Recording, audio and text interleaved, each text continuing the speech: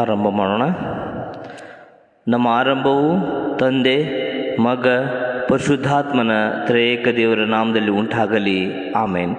ಈ ನಸುಕಿನ ಆರಾಧನೆ ಪ್ರಾರಂಭಿಸುವ ಹಾಗೆ ಸಂಗೀತದಲ್ಲಿ 233ನೇ ಸಂಗೀತವನ್ನು ಹಾಡಿಕೊಳ್ಳೋಣ. ಸಂಗೀತ 233, ಅದರಲ್ಲಿ 1 ಮತ್ತು 2ನೇ ಚರಣವನ್ನು ಮಾತ್ರ ಹಾಡಿಕೊಳ್ಳೋಣ.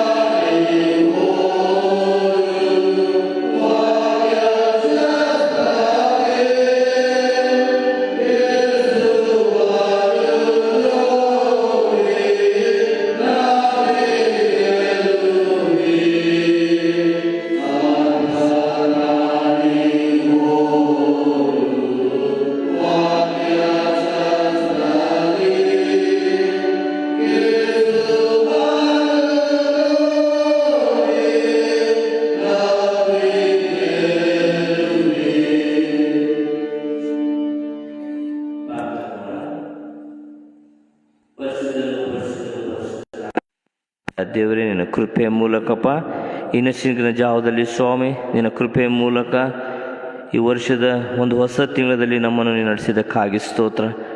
ಕಳೆದ ಹೋದ ದಿನಗಳಲ್ಲಿ ಸ್ವಾಮಿ, ನಮ್ಮೆಲ್ಲರನ್ನ ನಿನ್ನ ಅಂಗೈಯಲ್ಲಿ ಚಿತ್ರಿಸಿಕೊಂಡು ಪರಾಂಬರಿಸಿ ನಡೆಸುತ್ತಾ ಇರೋದಕ್ಕಾಗಿ ಸ್ತೋತ್ರಪ್ಪ. ಹೌದು ಸ್ವಾಮಿ, ನಾವು ಬದುಕಿ ಉಳಿದಿರುವುದು ಅದು ನಿನ್ನ ಕೃಪೆ ಮಾತ್ರ, ನಮ್ಮ ಬಲದಿಂದಲ್ಲಪ್ಪ. ಹೌದು ಸ್ವಾಮಿ, ನಾನು ಮಣ್ಣಲ್ಲಿರದೆ ಸ್ವಾಮಿ ಈ ಕ್ಷಣ ನಾನು ಉಸಿರಾಡ್ತಾ ಇದ್ದೇನೆ ಅಂದರೆ ಅದು ನಿನ್ನ ಕೃಪೆ ಕರ್ತನೆ. ಈ ನಸುಕಿನ ಜಾವದಲ್ಲಿ ಸ್ವಾಮಿ, ನಮ್ಮನ್ನೆಲ್ಲರನ್ನ ಕುಟುಂಬವಾಗಿ ನೀನು ಸೇರಿಸಿದ್ದಿ. ಹೌದು ಕರ್ತನೆ, ನಾವು ಬೇರೆ ಬೇರೆ ಕುಟುಂಬದಿಂದ ಇಲ್ಲಿ ಬಂದು ಸೇರಿರ್ಬೋದು ಕರ್ತನೆ, ಆದರೆ ಸನ್ನಿಧಿಯಲ್ಲಿ ನಾವು ಕೂಡುವಾಗ ಕರ್ತನೆ ಒಂದೇ ಕುಟುಂಬವಾಗಿ ನಿನ್ನನ್ನು ನಾವು ಆರಾಧಿಸಲಿಕ್ಕೆ ನಮ್ಮನ್ನು ನೀನು ಎಲ್ಲರನ್ನ ಆಶೀರ್ವಾದ ಮಾಡುವಂಥ ದೇವರಾಗಿದೆ ಕರ್ತನೆ. ಅದಕ್ಕಾಗಿ ಸ್ತೋತ್ರ.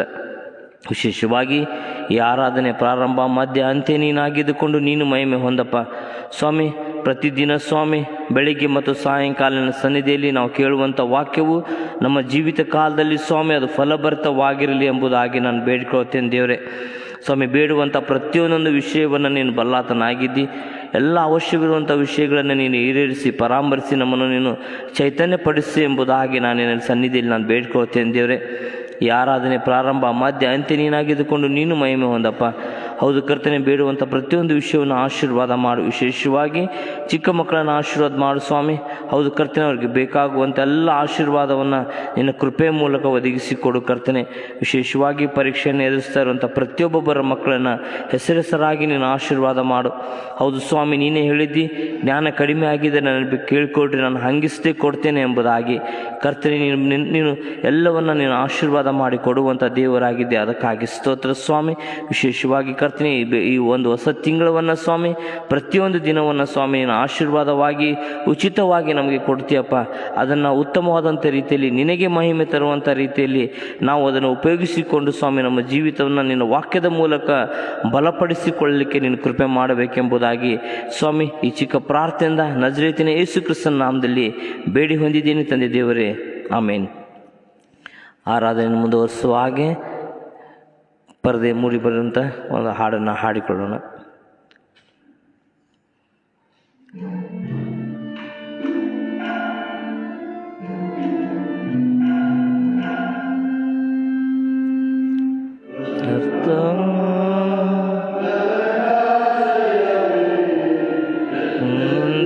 ಸ್ತುತಿಸುವೆನು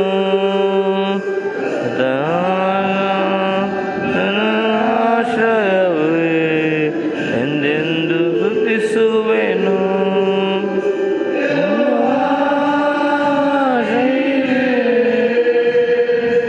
ಎಲ್ಲವನ್ನು ಒದಗಿಸುವ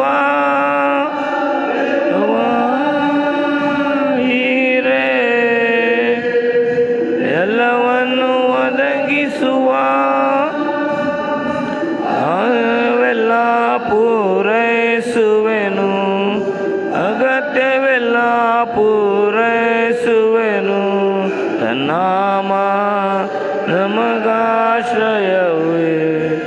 ಎಂದೆಂದು ಸ್ತುತಿಸುವೆನು. ಯೆಹೋವಾ ಸಿಂಹ ಆರೋಗ್ಯದಾಯಕನೇ, ರಾಫಾ ಆರೋಗ್ಯದಾಯಕನೇ, ಗಾಯದಿಂದ ಗುಣವಾದೆವು, ಯೇಸುಗಾಯದಿಂದ ನಮ್ಮ ನನಗಾಶ್ರಯವು ಸ್ತುತಿಸುವೆವು.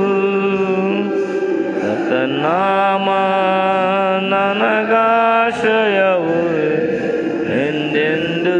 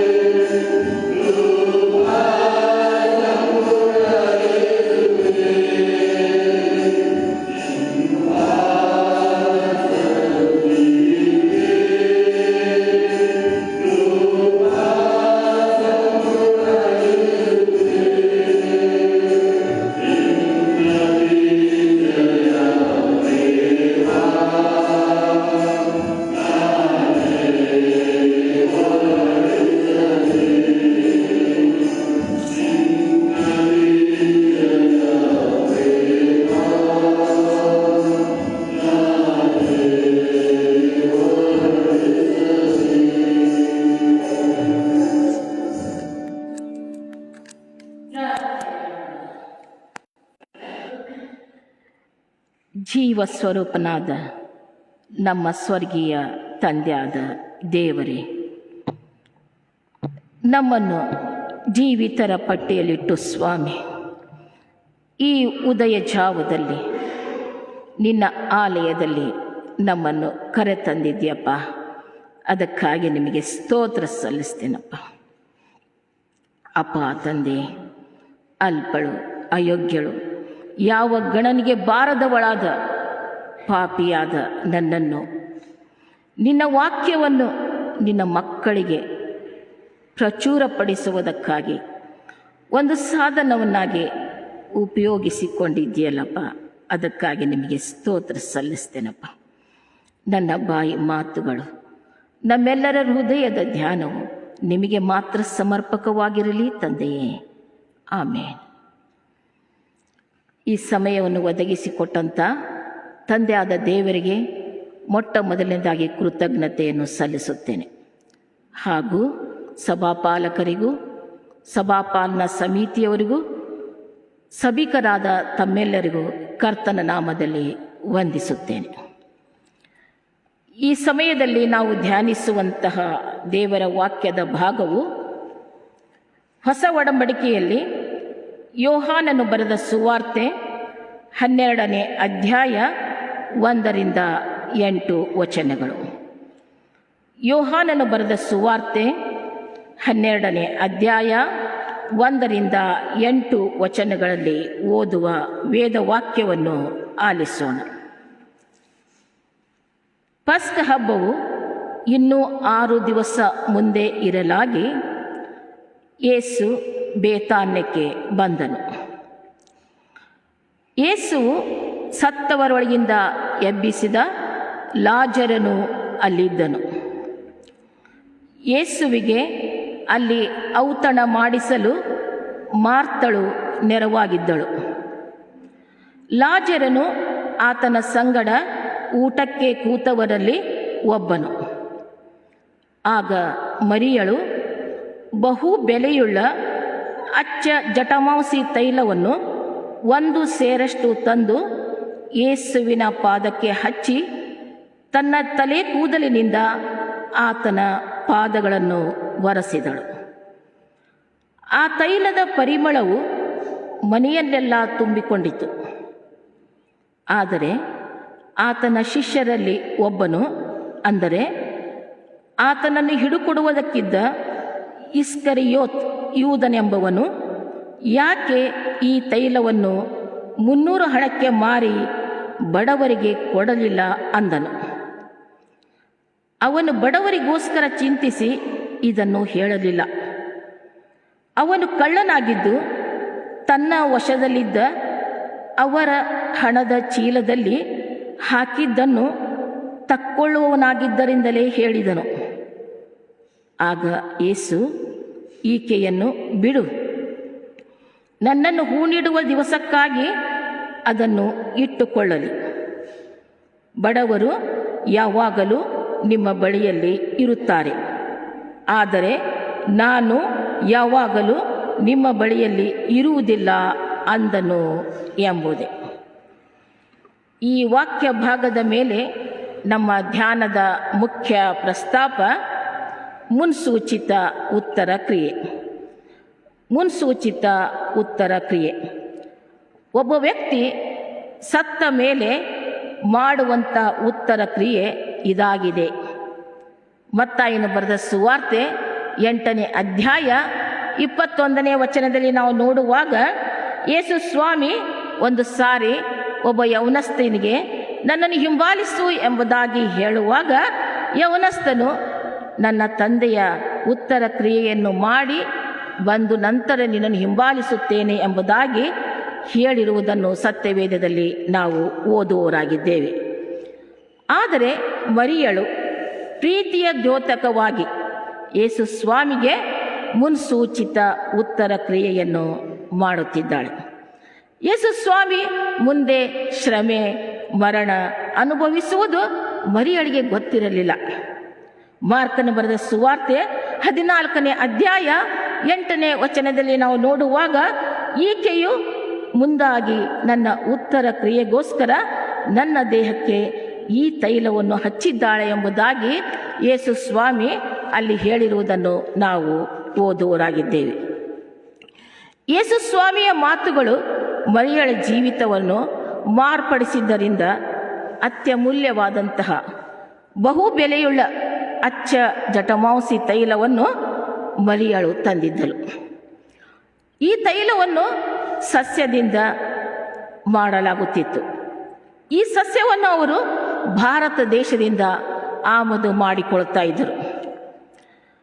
ಆದುದರಿಂದ ಈ ತೈಲವು ಬಹು ಬೆಲೆಯುಳ್ಳದ್ದಾಗಿತ್ತು.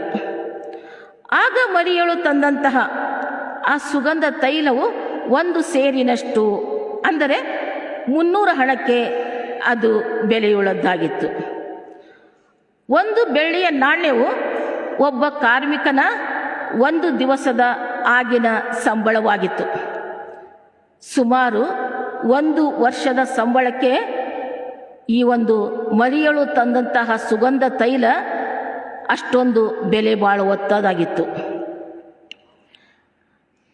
ಬಹು ಬೆಲೆಯುಳ್ಳ ಈ ಅತ್ಯಮೂಲ್ಯವಾದಂತಹ ಸುವಾಸನೆ ಬೀರುವಂತಹ ಈ ಸುಗಂಧ ತೈಲವನ್ನು ಆ ಸಮಯದಲ್ಲಿ ರಾಜರು ಪಟ್ಟಾಭಿಷೇಕಕ್ಕೆ ಬರುವಂತಹ ಸಮಯದಲ್ಲಿ ಈ ಸುಗಂಧ ತೈಲವನ್ನು ಲೇಪಿಸುತ್ತಾ ಇದ್ದರು. ಹಾಗೂ ಬೆಲೆ ಬಾಳುವ ವಸ್ತುಗಳು ಕೆಡದೆ ಇಡುವುದಕ್ಕೋಸ್ಕರವಾಗಿ ಈ ಸುಗಂಧ ತೈಲವನ್ನು ಉಪಯೋಗಿಸುತ್ತಾ ಇದ್ದರು. ಹಾಗೂ ಮನುಷ್ಯನ ದೇಹ ಸತ್ತ ನಂತರ ಬಹಳ ದಿವಸಗಳವರೆಗೆ ಇಡುವುದಕ್ಕೋಸ್ಕರವಾಗಿ ಈ ಸುಗಂಧ ತೈಲವನ್ನು ಲೇಪಿಸುತ್ತಾ ಇದ್ದರು.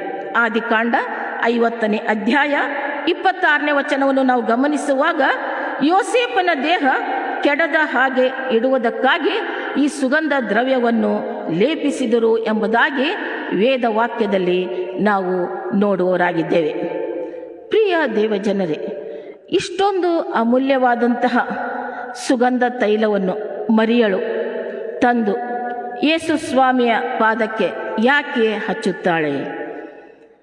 ಈ ಸ್ತ್ರೀ ಯಾರು ಎಂಬುದಾಗಿ ನಾವು ನೋಡುವಾಗ ಲೂಕನು ಬರೆದ ಸುವಾರ್ತೆ 7ನೇ ಅಧ್ಯಾಯ 37ನೇ ವಚನದಲ್ಲಿ ಈ ಮರಿಯಳು ಬೇತಾನ್ಯದವಳು, ಈ ಮರಿಯಳು ದುರಾಚಾರಿಯಾದ ಸ್ತ್ರೀ ಎಂಬುದಾಗಿ ನಮಗೆ ಸ್ಪಷ್ಟವಾಗಿ ತಿಳಿದು ಬರುತ್ತದೆ. ಯೋಹಾನ ಬರೆದ ಸುವಾರ್ತೆ 8ನೇ ಅಧ್ಯಾಯ 3ರಿಂದ 11 ವಚನಗಳನ್ನು ನಾವು ನೋಡುವಾಗ ಯೇಸು ಸ್ವಾಮಿ ದೇವಾಲಯದಲ್ಲಿ ಉಪದೇಶ ಮಾಡುತ್ತಿರುವಾಗ ಅಲ್ಲಿ ಶಾಸ್ತ್ರಿಗಳು ಫರಿಸಾಯರು ಒಬ್ಬ ಸ್ತ್ರೀಯನ್ನು ಕರೆದುಕೊಂಡು ಬಂದು ಅವರ ನಡುವೆ ಅಲ್ಲಿ ನಿಲ್ಲಿಸಿ, ಈ ಸ್ತ್ರೀ ವ್ಯಭಿಚಾರ ಮಾಡುತ್ತಿರುವಾಗಲೇ ನಮ್ಮ ಕೈಗೆ ಸಿಕ್ಕಿದಳು, ಇಂಥವರನ್ನು ಕಲ್ಲೆಸೆದು ಕೊಲ್ಲಬೇಕೆಂಬುದಾಗಿ ಮೋಶೆ ಧರ್ಮಶಾಸ್ತ್ರದಲ್ಲಿ ಹೇಳುತ್ತಾನೆ, ನೀನು ಏನು ಹೇಳುತ್ತೀ ಎಂಬುದಾಗಿ ಯೇಸು ಸ್ವಾಮಿಯನ್ನು ಅವರು ಪ್ರಶ್ನಿಸ್ತಾ ಇದ್ದಾರೆ. ಯೇಸು ಸ್ವಾಮಿಯನ್ನು ಕ್ರೂಜಿಗೆ ಹಾಕುವುದಕ್ಕೋಸ್ಕರವಾಗಿ ಅವರು ಯಾವುದಾದರೂ ಒಂದು ವಿಷಯದಲ್ಲಿ ಯೇಸು ಸ್ವಾಮಿಯಲ್ಲಿ ತಪ್ಪಿತಸ್ಥನನ್ನಾಗಿ ಮಾಡಿ ಕ್ರೂಜಿಗೆ ಹಾಕಬೇಕೆನ್ನುವಂತಹ ಒಂದು ಸಂದರ್ಭವನ್ನು ಅವರು ನೋಡ್ತಾ ಇದ್ರು. ಜನರೆಲ್ಲರೂ ಯೇಸು ಸ್ವಾಮಿಯ ಹಿಂದೆ ಹೋಗ್ತಾ ಇದ್ರು. ಜನರು ಯೇಸು ಸ್ವಾಮಿಯನ್ನು ಅರಸನನ್ನಾಗಿ ಮಾಡಿದರೆ ತಮ್ಮ ಅಧಿಕಾರಕ್ಕೆ ಎಲ್ಲಿ ಧಕ್ಕೆ ಬಂದೀತು ಎನ್ನುವಂಥ ಭಯ ಅವರಲ್ಲಿತ್ತು. ಆಗ ಯೇಸು ಸ್ವಾಮಿ ಆ ವ್ಯಭಿಚಾರ ಸ್ತ್ರೀಯ ಕುರಿತು ಶಾಸ್ತ್ರಿ ಫರಿಸಾಯರಿಗೆ, ನಿಮ್ಮಲ್ಲಿ ಪಾಪವಿಲ್ಲದವನು ಯಾರು? ಅವನು ಮೊದಲು ಈಕೆಯ ಮೇಲೆ ಕಲ್ಲನ್ನು ಹಾಕಲಿ. ನಿಮ್ಮಲ್ಲಿ ಯಾರು ಪಾಪ ಮಾಡಿಲ್ಲವೋ ಅವರು ಮೊದಲು ಈಕೆಯ ಮೇಲೆ ಕಲ್ಲನ್ನು ಹಾಕಲಿ. ಯೇಸು ಸ್ವಾಮಿ ಅಲ್ಲಿ ಹೇಳಲಿಲ್ಲ, ನೀನು ಇಂಥ ತಪ್ಪು ಮಾಡಿದೆ, ನೀನು ಇಂಥ ತಪ್ಪು ಮಾಡಿದೆ. ಯೇಸು ಸ್ವಾಮಿಗೆ ಎಲ್ಲರೂ ಯಾವ ಯಾವ ತಪ್ಪುಗಳನ್ನು ಮಾಡಿದ್ದಾರೆ ಎಂಬುದು ಎಲ್ಲವೂ ಗೊತ್ತಿತ್ತು. ಆದರೆ ಯೇಸು ಸ್ವಾಮಿ ಯಾರು ತಪ್ಪು ಮಾಡಿಲ್ಲೋ ಅವರು ಮೊದಲು ಈಕೆಯ ಮೇಲೆ ಕಲ್ಲನ್ನು ಹಾಕಲಿ ಎಂಬುದಾಗಿ ಹೇಳ್ತಾ ಇದ್ದಾರೆ. ಯೇಸು ಸ್ವಾಮಿ ಈ ಮಾತುಗಳನ್ನು ಕೇಳಿ ಹಿರಿಯರ ಮೊದಲುಗೊಂಡು ಕಿರಿಯರವರೆಗೂ ಒಬ್ಬರಿಂದೊಬ್ಬರು ಅಲ್ಲಿ ಹೊರಟು ಹೋಗ್ತಾ ಇದ್ದಾರೆ. ಆಗ ಯೇಸು ಸ್ವಾಮಿ ಆ ವ್ಯಭಿಚಾರಸ್ಥರಿಗೆ ಕೇಳ್ತಾ ಇದ್ದಾರೆ, ಅಮ್ಮ, ಯಾರೂ ನಿನಗೆ ಶಿಕ್ಷೆ ವಿಧಿಸಲಿಲ್ಲವು? ಅಮ್ಮ, ಯಾರು ನಿನಗೆ ಶಿಕ್ಷೆ ವಿಧಿಸಲಿಲ್ಲವೋ ಎಂಬುದಾಗಿ ಕೇಳುವಾಗ, ಇಲ್ಲ ಸ್ವಾಮಿ ಎಂಬುದಾಗಿ ಆ ಸ್ತ್ರೀ ಉತ್ತರ ಕೊಡ್ತಾ ಇದ್ದಾಳೆ. ಯೇಸು ಸ್ವಾಮಿಗೆ ಮಾತ್ರ ಶಿಕ್ಷೆ ವಿಧಿಸುವಂಥ ಅಧಿಕಾರವಿತ್ತು. ಯಾಕಂದರೆ ಯೇಸು ಸ್ವಾಮಿ ಪವಿತ್ರನಾದಂಥ ಕ್ರಿಸ್ತನಾಗಿದ್ದರು. ಆದರೆ ಯೇಸು ಸ್ವಾಮಿ ಆಕೆಗೆ, ಅಮ್ಮ ಇನ್ನು ಮುಂದೆ ಪಾಪ ಮಾಡಬೇಡ, ಅಮ್ಮ ಇನ್ನು ಮುಂದೆ ಪಾಪ ಮಾಡಬೇಡ ಎಂಬುದಾಗಿ ಆ ಸ್ತ್ರೀಗೆ ಹೇಳ್ತಾ ಇದ್ದಾರೆ. ಈ ಸ್ತ್ರೀ ಕೆಟ್ಟು ಹೋಗುವುದಕ್ಕೆ ಆಕೆ ಕುಟುಂಬದಲ್ಲಿ ಏನೋ ಒಂದು ಆಘಾತ ಆಗಿರಬಹುದು, ಏನೋ ಒಂದು ಘಟನೆ ನಡೆದಿರಬಹುದು. ಅದಕ್ಕೋಸ್ಕರವಾಗಿ ಆಕೆ ಕೆಟ್ಟ ಜೀವಿತವನ್ನು ಅನುಸರಿಸಬಹುದು, ಅಥವಾ ಆಕೆ ಬೆಳೆದ ಪರಿಸ್ಥಿತಿ ಆಕೆಯನ್ನು ಕೆಟ್ಟವಳನ್ನಾಗಿ ಮಾಡಿರಬಹುದು. ಯಾರಿಗೂ ಕೆಟ್ಟು ಹೋಗಲಿಕ್ಕೆ ಮನಸ್ಸಿರುವುದಿಲ್ಲ. ಪರಿಸ್ಥಿತಿ ಅವರನ್ನು ಕೆಟ್ಟವರನ್ನಾಗಿ ಮಾಡುತ್ತವೆ. ಯೇಸು ಸ್ವಾಮಿಯ ಮಾತುಗಳಿಂದ ಈ ಸ್ತ್ರೀ ಸಂಪೂರ್ಣವಾಗಿ ಬದಲಾವಣೆಯಾದಳು. ಈ ಸ್ತ್ರೀಯು ಕೆಟ್ಟ ಜೀವಿತವನ್ನು ಬಿಟ್ಟು ಯೇಸು ಸ್ವಾಮಿಯ ಮಾರ್ಗವನ್ನು ಅನುಸರಿಸುವಾಗ ಆಕೆ ಜೀವಿತದಲ್ಲಿ ಸಮಾಧಾನ, ಶಾಂತಿ, ನೆಮ್ಮದಿಯನ್ನು ಪಡೆದುಕೊಂಡಿದ್ದಳು. ಈ ಉತ್ಸಾಹದಿಂದ ಮರಿಯಳು ಯೇಸು ಸ್ವಾಮಿಗೆ ಬಹು ಬೆಲೆಯುಳ್ಳ ಸುಗಂಧ ತೈಲವನ್ನು ಸಮರ್ಪಿಸುವುದಕ್ಕಾಗಿ ಆಕೆಯು ಎದುರು ನೋಡ್ತಾ ಇದ್ದಳು. ಯೇಸು ಸ್ವಾಮಿ ಬೇತಾನ್ಯಕ್ಕೆ ಬಂದಿದ್ದಾನೆ, ಸೀಮೋನನ ಮನೆಯಲ್ಲಿ ಇದ್ದಾನೆ ಎಂಬುದಾಗಿ ವರ್ತಮಾನವನ್ನು ತಿಳಿದಂತಹ ಮರಿಯಳು ತಕ್ಷಣ ಸೀಮೋನನ ಮನೆಗೆ ಸುಗಂಧ ತೈಲದ ಭರಣಿಯನ್ನು ತೆಗೆದುಕೊಂಡು ಓಡಿ ಹೋಗ್ತಾ ಇದ್ದಾಳೆ. ಸೀಮೋನನಿಗೆ ಮರಿಯಳನ್ನು ತನ್ನ ಮನೆಗೆ ಆಹ್ವಾನಿಸಲಿಲ್ಲ, ಕರೆದಿರಲಿಲ್ಲ. ಆದರೂ ಮರಿಯಳು ಅಲ್ಲಿ ಯೇಸು ಸ್ವಾಮಿ ಬಳಿಗೆ ಬರ್ತಾ ಇದ್ದಾಳೆ. ಲೂಕನು ಬರೆದ ಸುವಾರ್ತೆ 7ನೇ ಅಧ್ಯಾಯ 37 ಮತ್ತು 38ನೇ ವಚನಗಳನ್ನು ನಾವು ನೋಡುವಾಗ, ಯೇಸು ಸ್ವಾಮಿಯ ಮುಂದೆ ಬಂದು ನಿಲ್ಲುವಂತಹ ಯೋಗ್ಯತೆ ನನ್ನಲ್ಲಿಲ್ಲ, ನಾನು ಪಾಪಿ, ಅಂಥ ಯೋಗ್ಯತೆ ನನಗಿಲ್ಲ ಎಂಬುದಾಗಿ ಆಕೆಯು ಹಿಂದಿನಿಂದ ಬಂದು ಅಲ್ಲಿ ಯೇಸು ಸ್ವಾಮಿಯ ಪಾದಗಳ ಬಳಿಯಲ್ಲಿ ಕೂತುಕೊಂಡು ತನ್ನ ಕಣ್ಣೀರಿನಿಂದ ಯೇಸು ಸ್ವಾಮಿಯ ಪಾದಗಳನ್ನು ತ್ಯಾವ ಮಾಡಿ ತನ್ನ ತಲೆ ಕೂದಲಿನಿಂದ ಆಕೆಯು ಯೇಸು ಸ್ವಾಮಿಯ ಪಾದಗಳನ್ನು ಒರೆಸ್ತಾ ಇದ್ದಾಳೆ. ನಂತರ ಯೇಸು ಸ್ವಾಮಿಯ ಪಾದಗಳಿಗೆ ಮುದ್ದಿಟ್ಟು ತಾನು ತಂದಂತಹ ಅತ್ಯಮೂಲ್ಯವಾದಂತಹ ಆ ಸುಗಂಧ ತೈಲವನ್ನು ಯೇಸು ಸ್ವಾಮಿಯ ಪಾದಕ್ಕೆ ಹಚ್ಚುತ್ತಾ ಇದ್ದಾಳೆ.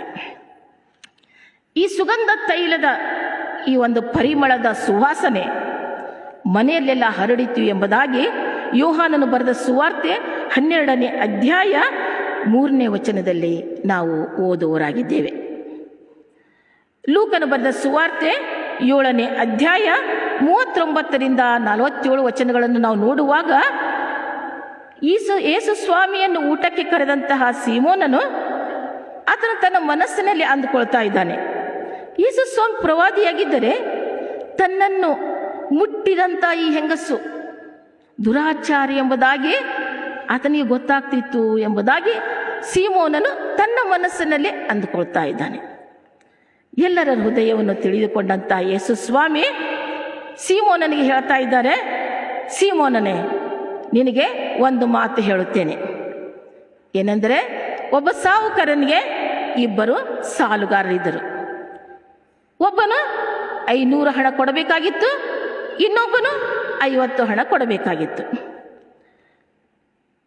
ಅವರಿಗೆ ತೀರಿಸುವುದಕ್ಕೆ ಗತಿ ಇಲ್ಲದ್ದರಿಂದ ಆ ಇಬ್ಬರಿಗೂ ಸಾಲವನ್ನು ಬಿಟ್ಟನು. ಹಾಗಾದರೆ ಯಾವನು ಹೆಚ್ಚಾಗಿ ಆ ಸಾಹುಕಾರನನ್ನು ಪ್ರೀತಿಸುವನು ಎಂಬುದಾಗಿ ಯೇಸು ಸ್ವಾಮಿ ಸೀಮೋನನಿಗೆ ಕೇಳ್ತಾ ಇದ್ದಾರೆ. ಆಗ ಸೀಮೋನನು ಯಾವನಿಗೆ ಹೆಚ್ಚಾಗಿ ಬಿಟ್ಟನೋ ಅವನೇ ಎಂಬುದಾಗಿ ಭಾವಿಸುತ್ತೇನೆ ಎಂಬುದಾಗಿ ಸೀಮೋನನು ಯೇಸುಸ್ವಾಮಿಗೆ ಹೇಳ್ತಾ ಇದ್ದಾರೆ.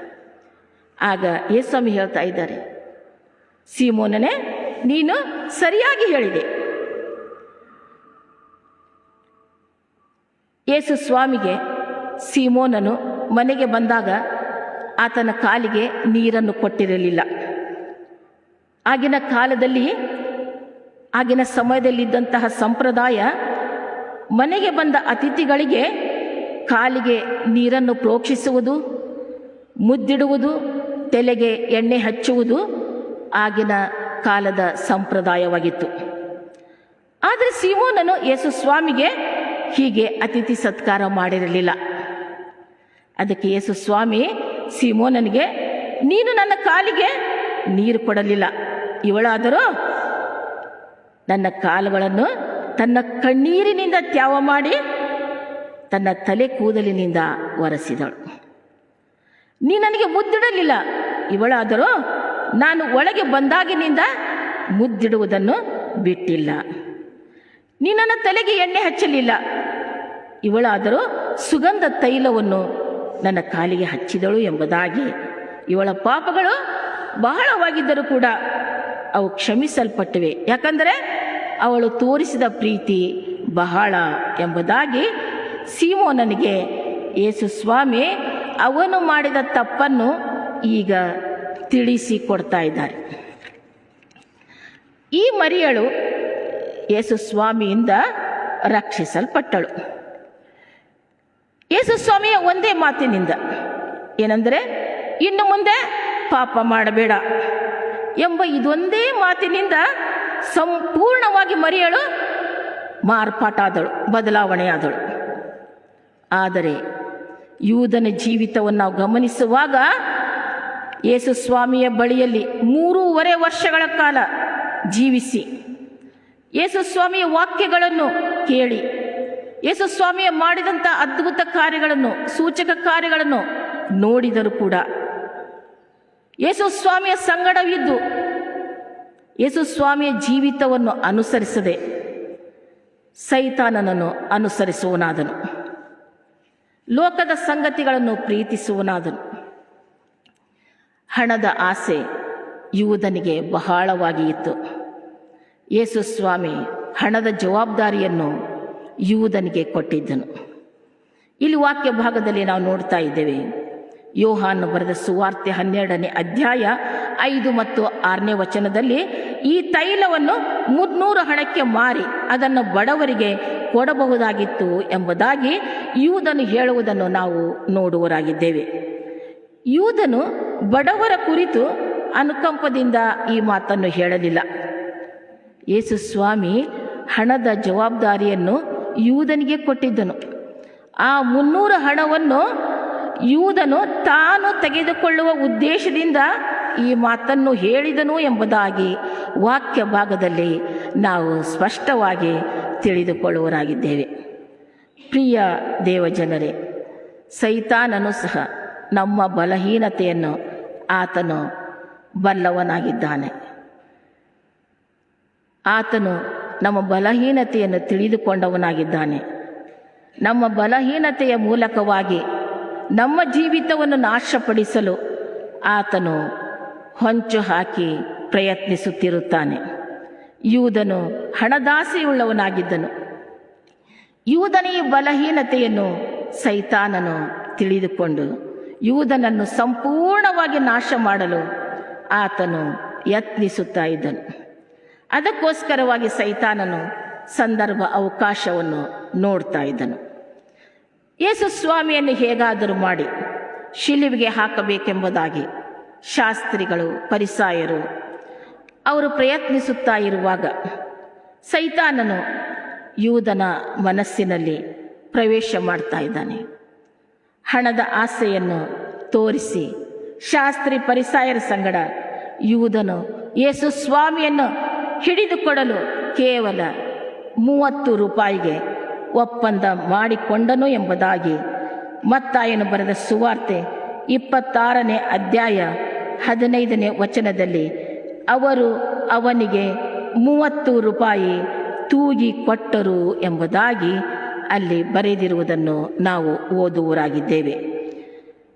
ಯೇಸು ಸ್ವಾಮಿಯ ಬಳಿಯಲ್ಲಿ ಜೀವನ ಮಾಡಿ ಯೇಸು ಸ್ವಾಮಿಯನ್ನು ಶಿಲುಬೆಗೆ ಹಾಕುವುದಕ್ಕಾಗಿ ಹಿಡಿದುಕೊಡಲು ಯೂದನು ನಿರ್ಧಾರ ಮಾಡ್ತಾ ಇದ್ದಾನೆ. ಪ್ರಿಯ ದೇವಜನರೇ, ಕೇವಲ 30 ರೂಪಾಯಿಗೆ ಯೂದನು ಗುರುದ್ರೋಹ ಮಾಡಿದನು. ನಂತರ ನಾವು ನೋಡ್ತಾ ಇದ್ದೇವೆ, ಯೇಸು ಸ್ವಾಮಿಯನ್ನು ಹಿಡಿದುಕೊಟ್ಟಂತಹ ಯೂದನು ಉರುಳು ಹಾಕಿಕೊಂಡು ಸತ್ತನು ಎಂಬುದಾಗಿ ನಾವು ನೋಡುತ್ತೇವೆ. ತೆಗೆದುಕೊಂಡಂಥ ಹಣ ಯೂದನಿಗೆ ಯಾವುದಕ್ಕೂ ಪ್ರಯೋಜನಕ್ಕೆ ಬರಲಿಲ್ಲ, ಯಾವುದಕ್ಕೂ ಅದು ಉಪಯೋಗವಾಗಲಿಲ್ಲ. ಸೈತಾನನು ಯೂದನ ಜೀವಿತವನ್ನು ಪ್ರವೇಶಿಸಿ ಯೂದನನ್ನು ಸಂಪೂರ್ಣವಾಗಿ ನಾಶ ಮಾಡಿದನು. ಈ ಇಬ್ಬರ ಜೀವಿತವನ್ನು, ಅಂದರೆ ಮರಿಯಳು ಮತ್ತು ಯೂದನ ಜೀವಿತವನ್ನು ನಾವು ಗಮನಿಸುವಾಗ ನಮ್ಮ ಪ್ರತಿಕ್ರಿಯೆ ಏನಾಗಿದೆ? ಈ ಪವಿತ್ರವಾದ ದಿನಗಳಲ್ಲಿ ಯೇಸು ಸ್ವಾಮಿಯ ಶ್ರಮೆ, ಮರಣ, ಪುನರುತ್ಥಾನ ದಿನಗಳನ್ನು ಪ್ರತಿ ದಿವಸ ಅನೇಕ ಸೇವಕರು ನಮ್ಮ ಸಭೆಗೆ ಬಂದು ನಮ್ಮ ಆಲಯದಲ್ಲಿ ಕರ್ತನ ಸಂದೇಶವನ್ನು ಹೇಳ್ತಾರೆ. ನಾವು ವಾಕ್ಯವನ್ನು ಪ್ರತಿ ದಿವಸ ಆಲಿಸುತ್ತೇವೆ. ನಮ್ಮ ಜೀವಿತ ಯಾವ ರೀತಿಯಾಗಿದೆ ಎಂಬುದಾಗಿ ನಮ್ಮನ್ನು ನಾವು ಪರೀಕ್ಷಿಸಿಕೊಳ್ಳೋಣ. ಕರ್ತನ ಮಾರ್ಗದಲ್ಲಿ ಅನುಸರಿಸಿ, ಕರ್ತನ ಮಾರ್ಗವನ್ನು ನಾವು ಅನುಸರಿಸಿ ಜೀವಿಸುವಾಗ ನಮ್ಮ ಜೀವಿತ ದೇವರು ಯೇಸು ಸ್ವಾಮಿ ಆಶೀರ್ವಾದ ಮಾಡುವನಾಗಿದ್ದಾನೆ. ನಾವು ಕರ್ತನ ಮಾರ್ಗದಲ್ಲಿ ನಾವು ಜೀವಿಸುತ್ತಾ ಇದ್ದೇವಾ? ಅಥವಾ ಯೂದನ ಹಾಗೆ ಕರ್ತನ ಸಂದೇಶವನ್ನು ಪ್ರತಿನಿತ್ಯ ಕೇಳಿದರೂ ನಮ್ಮ ಕೆಟ್ಟ ಸ್ವಭಾವವನ್ನು ಬಿಡದೆ ಸೈತಾನನ ಬಂಧನಕ್ಕೆ ಒಳಪಟ್ಟವರಾಗಿ ಸೈತಾನನ ಮಾರ್ಗವನ್ನು ಅನುಸರಿಸುವವರಾಗಿದ್ದೇವಾ? ನಮ್ಮನ್ನು ನಾವು ಪರೀಕ್ಷಿಸಿಕೊಳ್ಳೋಣ, ಪರಿಶೀಲಿಸಿಕೊಳ್ಳೋಣ. ಪಶ್ಚಾತ್ತಾಪಪಟ್ಟು ಕರ್ತನ ಸನ್ನಿಧಾನದಲ್ಲಿ ನಾವು ಜೀವಿಸೋಣ. ಪ್ರಿಯ ದೇವಜನರೇ, ನಮಗೆ ಮರಣ ಯಾವಾಗ ಬರುತ್ತದೆ ಗೊತ್ತಿಲ್ಲ. ಎಲ್ಲಿ ಮರಣ ಹೊಂದುತ್ತೇವೋ ಅದು ನಮಗೆ ಗೊತ್ತಿಲ್ಲ. ಮರಣ ಹೊಂದಿದಾಗ ನಮ್ಮ ಸ್ಥಿತಿ ಯಾವ ರೀತಿಯಾಗಿರುತ್ತದೆ ಗೊತ್ತಿಲ್ಲ. ಒಂದು ದಿವಸ ನಾವು ಈ ಲೋಕವನ್ನು ಬಿಟ್ಟು ಹೋಗುತ್ತೇವೆ. ನಾವು ಮರಣ ಹೊಂದುವಾಗ ಆ ಸಮಯದಲ್ಲಿ ಕರ್ತನ ಕಡೆಗೆ ತಿರುಗಿಕೊಳ್ಳುವಂಥ ಅವಕಾಶ ನಮಗೆ ಸಿಗುತ್ತದೆ ಇಲ್ಲವೋ ಗೊತ್ತಿಲ್ಲ. ಶಿಲುಬೆಯ ಮೇಲಿರುವಂತಹ ಕಳ್ಳನಿಗೆ ಆ ಪರದೇಸಿನ ಭಾಗ್ಯ ದೊರಕಿತು. ಅಂತಹ ಕೃಪೆ ನಮಗೆ ಸಿಗುತ್ತದೆ ಇಲ್ಲವೋ ಗೊತ್ತಿಲ್ಲ. ಪ್ರಿಯ ದೇವಜನರೇ, ನಾವು ಪರಲೋಕಕ್ಕೆ ಹೋಗುತ್ತೇವೋ ಅಥವಾ ನರಕಕ್ಕೆ ಹೋಗುತ್ತೇವೋ? ನಮ್ಮ ಜೀವಿತವನ್ನು ನಾವು ಪರೀಕ್ಷಿಸಿಕೊಳ್ಳೋಣ. ಲೂಕನ ಬರೆದ ಸುವಾರ್ತೆ 16ನೇ ಅಧ್ಯಾಯ 19ರಿಂದ 31 ವಚನಗಳಲ್ಲಿ ಅಲ್ಲಿ ನಾವು ನೋಡುವಾಗ ಭೋಗ ಪುರುಷನು, ಭಿಕ್ಷುಗಾರನು ಇವರ ದೃಷ್ಟಾಂತವನ್ನು ನಾವು ನೋಡುತ್ತೇವೆ. ಅಲ್ಲಿ ನರಕದ ಯಾತನೆ ಯಾವ ರೀತಿಯಾಗಿರುತ್ತದೆ ಎಂಬುದಾಗಿ ಅಲ್ಲಿ ನಾವು ನೋಡುವವರಾಗಿದ್ದೇವೆ. ಪ್ರಿಯ ದೇವಜನರೇ, ನಮಗೆ ಕೊಟ್ಟಂತಹ ಈ ಕೃಪಾ ಸಮಯವನ್ನು ನಾವು ಅಲಕ್ಷ್ಯ ಮಾಡದೆ ಕರ್ತನಿಗೆ ಭಯಪಟ್ಟು ಕರ್ತನ ಮೆಚ್ಚುವಂಥ ಜೀವಿತವನ್ನು ಜೀವಿಸೋಣ. ನಾವು ಈ ಲೋಕವನ್ನು ಬಿಟ್ಟು ಹೋದಾಗ ಕರ್ತನ ನ್ಯಾಯಾಸನದ ಮುಂದೆ ನಾವು ನಿಂತಾಗ, ಬಲ ನಂಬಿಗಸ್ತನಾದ ಒಳ್ಳೆ ಆಳು ನೀನು, ದಣಿಯ ಸೌಭಾಗ್ಯದಲ್ಲಿ ಸೇರು ಎಂಬುದಾಗಿ ಯೇಸು ಸ್ವಾಮಿಯಿಂದ ನಾವು ಅಭಯ ವಚನವನ್ನು ಪಡೆದು ಕರ್ತನ ನಮಗೋಸ್ಕರವಾಗಿ ಸಿದ್ಧಪಡಿಸಿದ ಬಿಡಾರದಲ್ಲಿ ನಾವು ಸೇರೋಣ. ಕರ್ತನ ಈ ವಾಕ್ಯವನ್ನು ನಮ್ಮ ಆತ್ಮಿಕ ಪ್ರಯೋಜನಕ್ಕಾಗಿ ಉಪಯೋಗವಾಗುವಂತೆ ಕೃಪೆ ದೋರಲಿ. ಆಮೇಲೆ ಪ್ರಾರ್ಥನೆ ಮಾಡೋಣ. ಯೇಸು ಪ್ರೀತಿಸುತ್ತಾನೆ, ನಿನ್ನನ್ನು ಪ್ರೀತಿಸುತ್ತಾನೆ, ನಿನಗಾಗಿ ಸ್ವಪ್ರಾಣವೋ ಅರ್ಪಿಸಿ ನಿನ್ನನ್ನು ಪ್ರೀತಿಸುತ್ತಾನೆ. ಯೇಸು ಪ್ರೀತಿಸುತ್ತಾನೆ. ನಿನ್ನ ಪಾಪ ಎಷ್ಟಿದ್ದರೂ ಅಪರಾಧದಿಂದ ತುಂಬಿದ್ದರೂ, ನಿನ್ನ ಪಾಪ ಎಷ್ಟಿದ್ದರೂ ಅಪರಾಧದಿಂದ ತುಂಬಿದ್ದರೂ, ಪ್ರಭುವು ನಿನ್ನನ್ನು ಮನ್ನಿಸಿ ನೂತನ ಪಡಿಸುವನು. ಪ್ರಭುವು ನಿನ್ನನ್ನು ಮನ್ನಿಸಿ ನೂತನ ಪಡಿಸುವನು. ಯೇಸು ಪ್ರೀತಿಸುತ್ತಾನೆ. ನಮ್ಮನ್ನು ಅತಿಶಯವಾಗಿ ಪ್ರೀತಿ ಮಾಡಿದಂಥ ನಮ್ಮ ಸ್ವರ್ಗೀಯ ತಂದೆಯಾದ ದೇವರೇ, ಈ ಸಮಯದಲ್ಲಿ ನಿನ್ನ ವಾಕ್ಯವನ್ನು ಆಲಿಸಿದಂತಹ ನಾವುಗಳು ನಮ್ಮ ಜೀವಿತವನ್ನು ನಾವು ಪರೀಕ್ಷಿಸಿಕೊಂಡು ನಿನ್ನ ಸನ್ಮಾರ್ಗದಲ್ಲಿ ಜೀವಿಸುವಂತೆ ಕೃಪೆ ದೊರೆಯಲಿ ತಂದೆ. ನಿಮ್ಮ ಘನವುಳ್ಳ ನಾಮಕ್ಕೆ ನಿತ್ಯ ನಿರಂತರ ಸ್ತುತಿ ಸ್ತೋತ್ರ ಘನ ಮಾನ ಮಹಿಮೆ ನಿಮಗೆ ಮಾತ್ರ ಸಲ್ಲಲಿ ದೇವಾ. ಆಮೇನ್.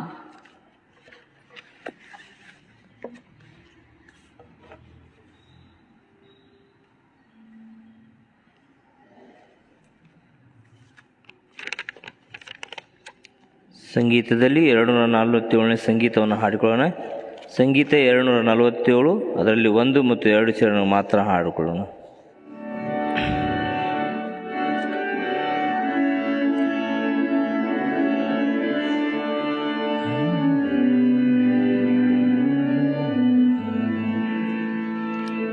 ನಾನು ನೀನವ ಪ್ರಿಯ ಕರ್ತನೆ, ನಿನ್ನ ವಾಕ್ಯ ಕೇಳಿದೆ.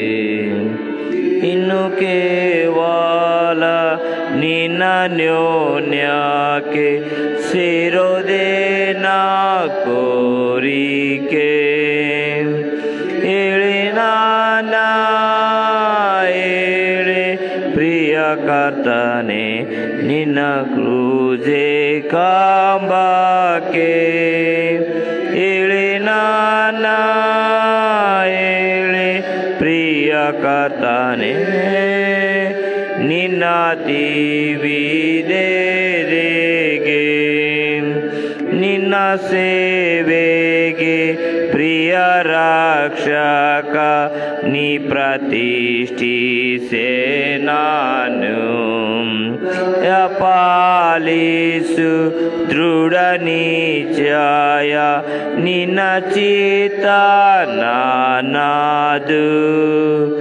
ಹೇಳಿ ನಾನ ಹೇಳಿ ಪ್ರಿಯ ಕರ್ತನೆ, ನಿನ್ನ ಕ್ರೂಜೆ ಕಾಂಬಕ್ಕೆ.